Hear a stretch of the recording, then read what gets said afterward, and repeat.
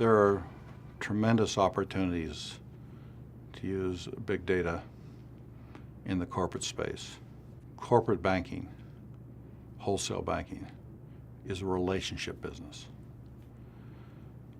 And there's real challenges in assembling and marshaling and making sense of the data in these large wholesale relationships, particularly since often you only have a fraction of any large institutions or corporations' relationships. Since the primary rule has always been in banking to know your customer, big data can enable you to know your customer in many, many different ways. In the non-trivial way, one of the problems in the corporate institutional space is sorting the wheat from the chaff.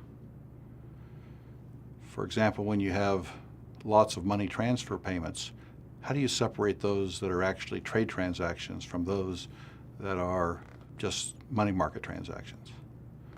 But it goes far beyond that. You can really understand and begin to understand the potential economics of different degrees of relationship penetration with different customer sets. So the challenge you always have is you have limited resources. You have limited talented relationship people and bankers and so forth. Where do you use them? Where do you employ them? Well, if you really understand the customer using big data techniques and particularly the tree fusion engine, you can really be much better at focusing and targeting your efforts. One of the challenges you always have in corporate banking is you always have stars in an investment bank. You have stars, and you have some other people that are sort of good.